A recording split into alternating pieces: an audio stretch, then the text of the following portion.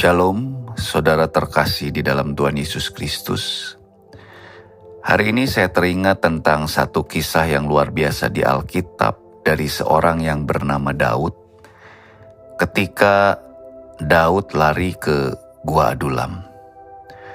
Tahukah saudara bahwa ketika Daud lari ke Gua Adulam, Daud itu sedang dalam kondisi di titik terendah dalam hidupnya. Daud itu sedang dalam keadaan yang tidak berdaya dan dia kehilangan segalanya. Saat itu Daud sedang kehilangan pekerjaannya, dia juga kehilangan istrinya, dia kehilangan rumahnya, bahkan penasehatnya, Nabi Samuel, itu juga Daud kehilangan. Daud kehilangan sahabatnya, dia kehilangan harga dirinya, Daud pura-pura gila. Dan saudara, Daud lari ke sebuah gua Adulam bukan karena tempat itu bagus, tetapi karena memang tidak ada tempat lagi di mana Daud bisa berlari.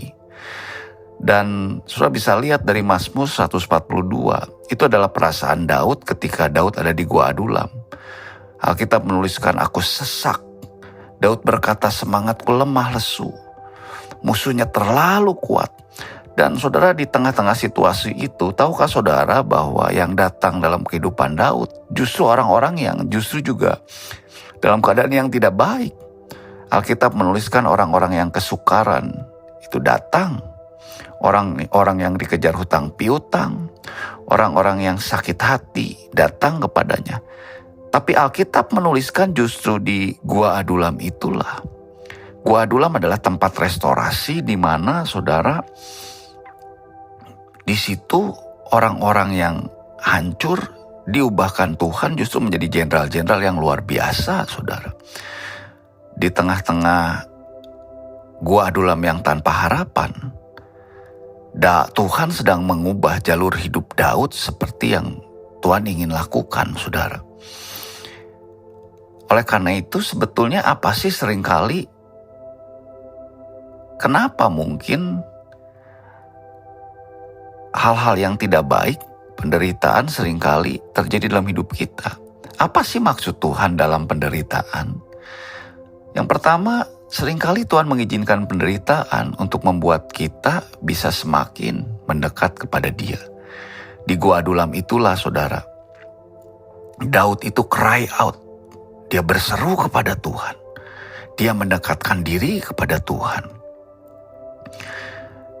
Dan seringkali penderitaan itu terjadi juga saudara, Tuhan menggunakan itu untuk memperbesar kapasitas hati kita, saudara. Tuhan sedang mempelebar kapasitas hidup kita supaya kita siap dipakai Tuhan untuk pekerjaan yang lebih besar.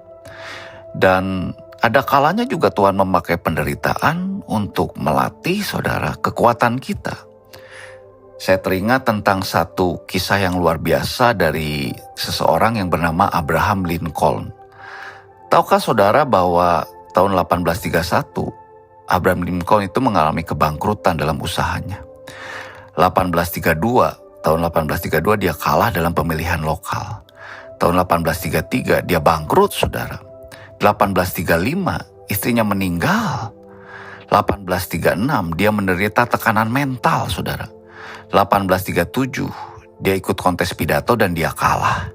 1840 dia gagal dalam pemilihan Senat Amerika Serikat, saudara. 1848 dia kalah lagi di Kongres Amerika Serikat. Tahun 1855 dia kalah. 1856 dia kalah. 1858 dia coba dan gagal lagi. Dan tahukah saudara, setelah berkali-kali gagal, tahun 1860 akhirnya dia menjadi presiden Amerika Serikat. Bayangkan saudara, kalau Abraham Lincoln patah semangat dari awal dan dia saudara tidak bangkit dan jadi pemenang, maka tidak pernah dia saudara tercatat oleh sejarah menjadi presiden Amerika Serikat, saudara. Oleh karena itu, apapun yang sedang saudara alami hari ini, bangkitlah. Firman Tuhan katakan, kalau orang benar jatuh tidak pernah sampai tergeletak.